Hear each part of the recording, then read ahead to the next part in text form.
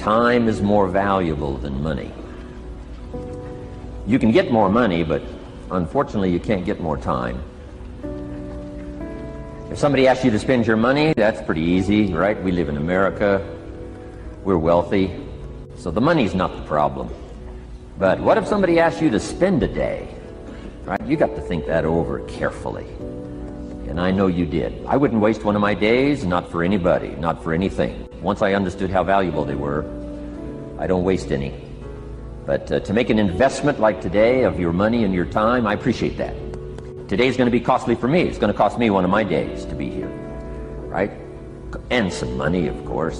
But, you know, I don't need the money. I take the money, but I don't need the money. But guess what I do need? The time. So I'm here not to just joke with you. I'm here not to just tell some funny stories and give a performance and walk away. I'm here to give you some value, and I want to make it worth your time. I'm going to invest a day, you're going to invest a day. Let's get the most out of it and see what we can walk away with today. Anyway, for you that have not seen me before, just very briefly, let me just tell you my story. I grew up in Idaho, farm country, southwest corner of Idaho. In fact, my father still lives on the old homestead where I grew up. He'll be 89 his next birthday, still hasn't retired. I'm proud of my dad. He's never been ill. He's really something. I'm trying to get him to retire this year. 88. I'm telling my father, what a good year to retire when you're 88. And he says, hey, talk to me in 10 years, right? I might be ready. But anyway, I went to high school. I graduated. I went to college 1 year. Halfway through my second year of college, I decided I was smart enough, so I quit. One of my major mistakes. I should have stayed in school. But I thought, heck, you know, I'm smart enough to get a job. That's what life's all about, right? Get a job, pay your bills, work hard, stay out of trouble, keep your fingers crossed, hope for the best. And I figured I was at least prepared to do that. So I quit college and went to work. A little while later, got married, got my little family going, and I'm out there doing what I thought was the best I could. But about age 25, I'm starting to struggle. I've purchased a little more than I can conveniently pay for on time. And the creditors are starting to call saying, hey, you told us the check was in the mail. What's the deal? And I'm getting embarrassed by that. I'm also embarrassed, big mouth me, with all the fancy promises I made to get married. I'm way behind on those promises. And I'm getting discouraged, wondering what to do. And I thought, well, maybe I should go back to school, right? 1 year of college. Pretty short on an application. But, you know, tough to go back to school, right? Especially when you got your family going. Time to stay is when you're there. So I discounted that. I thought, well, if I, you know, had my own business, that would be the way to go. But, you know, I'm short on money. Too much month at the end of the money. If you've ever been there, that's where I was, age 25. So I had to discount that, and I'm discouraged, wondering, where do I go from here? And then the miracle happened for me. Good fortune came my way. And who can explain good fortune? I don't know. Remarkable things that happen to you at a particular time. Sometimes it's just unexplainable how those things happen. One of my friends says, well, hey, things don't just happen. Things happen just. Another good note for your notes. Things don't just happen. Things happen just. And maybe that's it. I don't know. I'm an amateur on life, I guess, like most of us are, trying to figure it out, how to make it valuable. But I was ready. And my good fortune was, at age 25, I met a very wealthy man. His name was Mr. Schoaf, Mr. Earl Schoaf. A friend of mine had gone to work for him, and he started telling me about this man. He said, you got to meet this man I've gone to work for. He's wealthy, but he's easy to talk to. And he's got a unique philosophy of life. And the more he kept talking about this man, I thought, well, I've got to meet this man. So sure enough, shortly after that, I had a chance to meet this remarkable wealthy man, and I was impressed. He was wealthy. Sure enough, he was easy to talk to. I was so intrigued, within a few minutes, I said to myself, if I could be like him, farm boy from Idaho, if I could be like him, I'd give anything. And then I thought, if I could just get around somebody like him, and if he would teach me what to do, I would be willing to learn. I'm coachable. And that was my good fortune. A few months later, this wealthy man that I met, Mr. Schoaf, took a liking to me, hired me, gave me a job. I went to work for him. And I spent the next 5 years in his employ. And then, unfortunately, he died at the end of that period, at age 49. His last 5 years, but the first 5 years of my new life, I got to spend with this remarkable man, and my dream came true. He coached me. He taught me.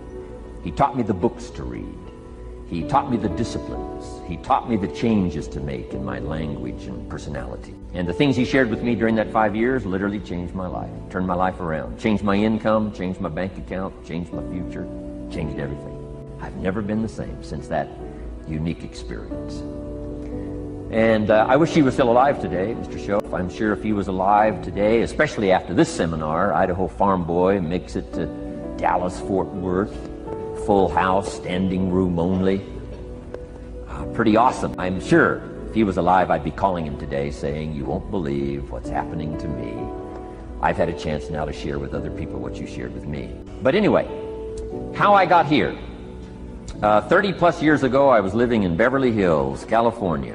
And one day a friend of mine, businessman friend, said, "Jim, I'd like to have you come and share your story with my service club that I belong to, the Rotary Club." He said, "I know your story, Idaho farm boy makes it to Beverly Hills." But he said, "I think my club members would love to hear your story." He said, "If I arranged one of our breakfast meetings, would you come tell your story? Just share a few thoughts." I said, "Okay." So I agreed to go give this breakfast talk. And guess what? They liked it. And my telephone rang. I got another call saying, "We heard you've given your story and shared some ideas. Would you come talk to our club? First thing I know, I'm starting to devote a piece of my business time to giving these talks. And then one day, a businessman who'd heard my talk, I think 2 or 3 times, approached me and said, "Would you come and share that story and some thoughts with my management and salespeople?" So I got this little company going. And he said, "If you'd come tell your story to my organization," he said, "I'd be happy to pay you." And I thought, wow, wouldn't that be something? So I agreed to go do it, and I got paid. Little did I know, another fortune was waiting for me to translate my ideas into talks and speeches and seminars. Now I've written some books. It's on cassette tape. Now I get to travel around the world. Last year I was in Japan and Israel, Spain, Mexico, Australia, New Zealand, France, Germany, Canada, and now Dallas-Fort Worth. So, Idaho farm boy gets to travel around the world and share his story, and here I am today. Anyway, it's almost too much for me to comprehend from where I started, raised in obscurity, in a little small farm community, and now to be here today is pretty awesome for me. So anyway, that's just a little bit about my story. My story is probably more intriguing for me than it is for you, but I wanted to hear it again, so I thought I would just, bore you with it. Anyway, I don't ask you to be impressed today. I'm the one that's impressed from where I came from to have a chance. But that's the American dream, right? Come true. Chance to start from scratch, start from obscurity, start with pennies, start with nothing, and have a chance to transform your life, change your life, set your goals, and see what you can accomplish. So anyway, that's how I got here, and I'm just delighted that this day has arrived, and I truly want to make it valuable for you. Let's go to work. Here's what I hope you'll find out of this seminar today, for your notes. Here's what I hope you'll find. Number 1, sincerity. Above all else today, I hope you'll find me sincere. Best place for people to start to communicate is sincerity on both sides. I'm sure you're sincere or you wouldn't be here today, right? To spend this kind of money, to spend this kind of time, roll up your sleeves today, go to work like I am, and get this message, you've got to be sincere. So I assume you're sincere. Now I want you to see me sincere. But I've got a good note for you to make. Sincerity is not a test of truth. Important note to make. Sincerity is not a test of truth. We must not make the mistake of saying he must be right, he's so sincere. That would be a mistake. And here's why. It's possible to be sincerely wrong. So we don't mistake sincerity for truth, right? Sincerity is only a test of sincerity. Truth has to yet be tested by truth, okay? But hopefully you will find me sincere and truthful. Next, a combination of things I hope you'll find here today. Ideas plus inspiration. Ideas plus inspiration. Ideas, business ideas and social ideas and personal ideas, we all need ideas, right? How to have a good day ideas, how to have a good year ideas, how to have your best year ever ideas, good health ideas, personal relationship ideas, how to deal with your family ideas, sales management ideas, financial freedom for the future ideas. We all need good ideas. So today, I hope you gather up by notes and by what you can remember a lot of ideas. I want to share as many with you as I possibly can in the time constraints we have. Today's going to go very rapidly. I used to think a day like this was a long day. Found out it's a pretty short day. But I'm going to go as fast as I can, share with you as many ideas as I possibly can. And here's why. Ideas can be life-changing. Ideas can be life-changing. And sometimes all you need is just one more in a series of good ideas. It's like dialing the numbers into the lock, right? You got 5 or 6 numbers dialed into the lock. The lock still won't come open, but you don't need 5 or 6 more numbers. Maybe you just need one more, and maybe a seminar like this could do it. A sermon could do it. The lyrics from a song could do it. The dialogue from a movie could do it. Conversation with a friend might do it. That one last piece you need, number. Dial it into the lock, that's it. The lock comes open, there's the door for you to walk through. And maybe this seminar today could furnish that for you. One more idea. I know you've come with a lot already. Sometimes we get the impression, I used to have that I only had this much going for me and I needed this much. Usually not true. And I'm sure not true of this audience, where I find you today, as well dressed as you look today. You know, as fine as you are sitting here today. It isn't that, you've got this much going for you and you need this much. I would assume you've got this much going for you, and maybe all you need is just a few more thoughts, ideas, to furnish you some ways and means to turn your life into the dream you want it to be. So, ideas. The seminar is going to be loaded with ideas. I want you to take good notes. But here's what else I hope you'll find here today, and that is inspiration. And who knows the mystery of inspiration? Why some people are inspired and some are not? You were inspired to get here. Some were not. Who knows the mystery of that? I don't know. How come you made it? The rest of them didn't make it. We don't know what that mystery is. Some people turned it down. Some people said it costs too much. Some people said it's going to take too much time. Some people are too busy. Right? A lot of different excuses why some are inspired to take advantage of something that comes to town. Others pass it up. We don't know the mystery to that. Here's what I call it. Mysteries of the mind. And I just leave it at that. Some things I don't try to figure out. I take the simple approach now. Some people do and some people don't. I mean, that's about as profound as my philosophy is. Some buy and some don't buy. Some go for it and some don't. Some change and some don't. And if you've been around for a while, you can usually work out the numbers, right? Out of 10, 3 do, 7 don't. Whatever business you're involved in, pretty soon you got this ratio going. The ones that do, the ones that don't. You say, well, why don't the ones that don't, how come they don't? We don't know. I just leave it as a mystery. I used to try to understand all that. I just take the simple approach now. The guy says, this happens to me, this happens to me, this goes wrong for me, and all this stuff goes wrong for me. How come all this stuff happens to me? I say, I don't know, beats me. The best I've been able to figure out is those kind of things always happen to people like you. I mean, right? That's the best I got. I don't know. I'm an amateur on this stuff. What do I know? So, just take the simple approach, right? That's how it is. Who knows? Interesting story says, the day the Christian church was started. Now, I'm an amateur on the Bible, but best account I can remember, the day the Christian church was started, a magnificent sermon was preached. Great presentation. And if you're a student at all of good communication, it was one of the classic presentations of all time. The sermon, the first day the Christian church was started. And it said this sermon, this presentation was given to a multitude, meaning a lot of people. But it was interesting, as the account gives us, the record, it says, when the sermon was finished, there was a variety of reaction to the same sermon.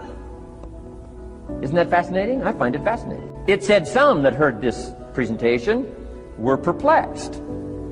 And I read the presentation, it sounded pretty straightforward to me. He said, why would somebody be perplexed with a good, sincere, straightforward presentation? Best answer I've got. They are the perplexed. I mean, you know, what other explanation is there? It doesn't matter who's preaching. Right? It said some that heard this presentation mocked and laughed, made fun of the presentation. I thought, hey, this looks pretty sincere to me.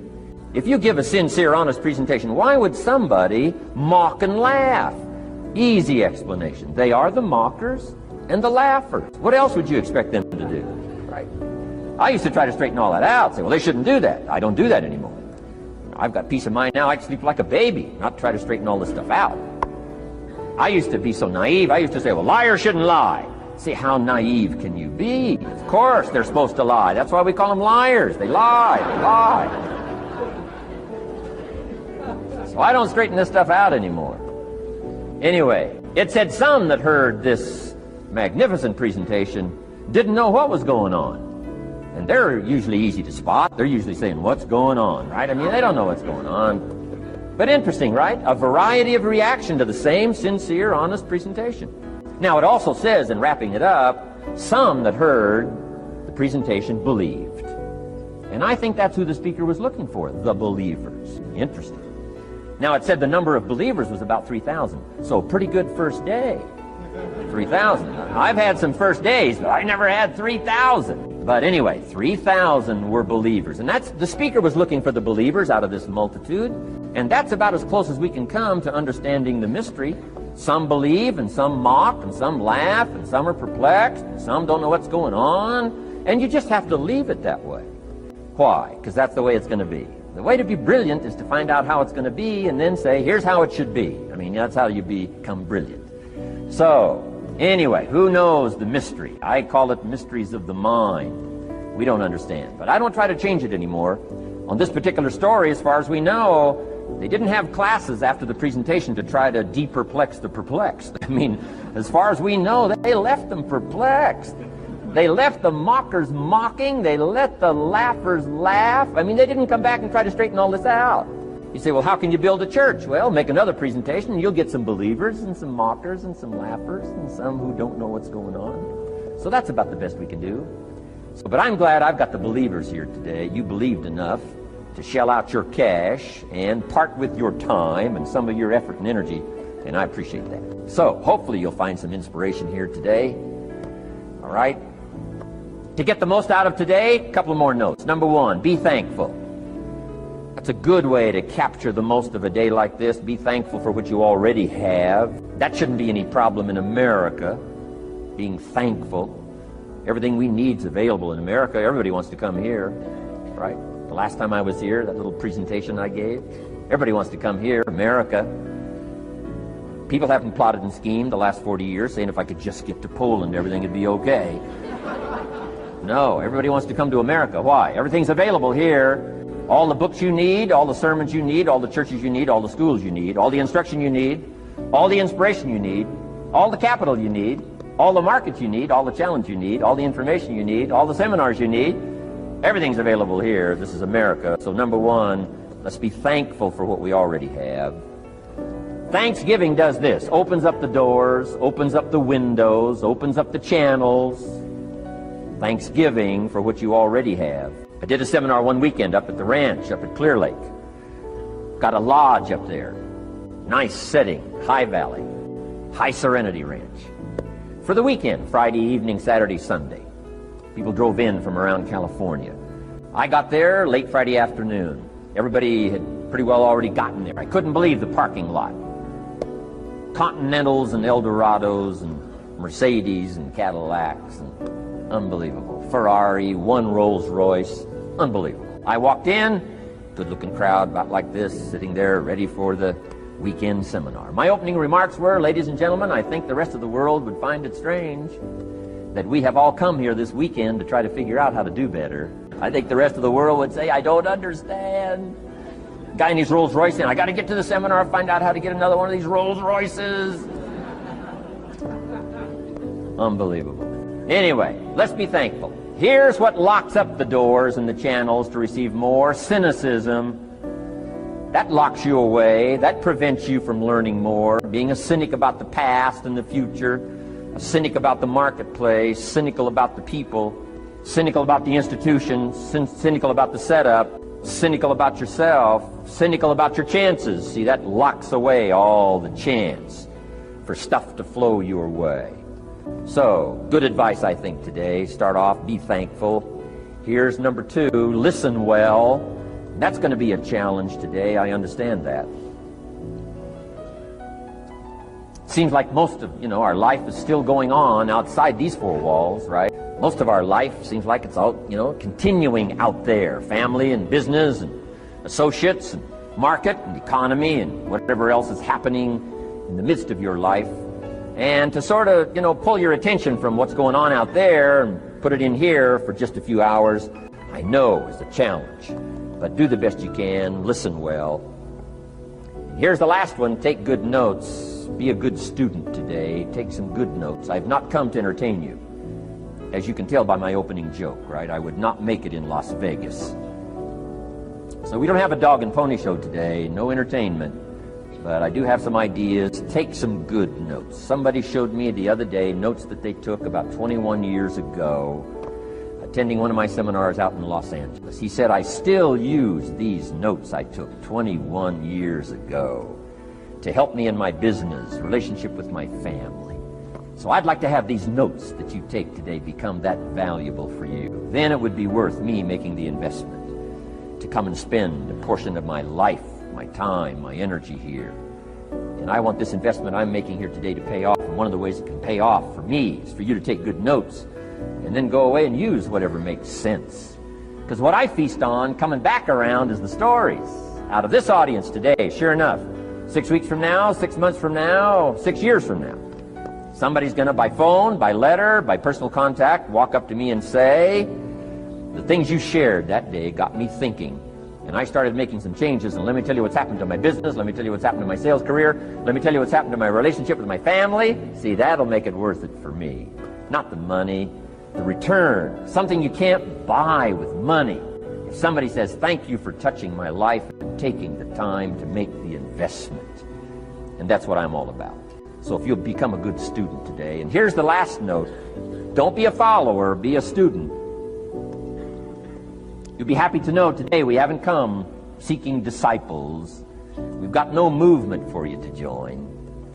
I'm just here to share some of my experiences, good ideas, best I can. But I think that's good advice. Don't be a follower, be a student, right? Take advice, but not orders. Take information, but don't let somebody, order your life. Make sure what you do is the product of your own conclusion. Excellent note to make. Make sure what you do is the product of your own conclusion. Not to do what someone else says. Take what someone else says, process it, think about it, ponder it. If it makes you wonder, if it makes you think, then it's valuable. Then when you go take action, make sure that the action is not what somebody told you to do. Make sure the action is the product of your own conclusion.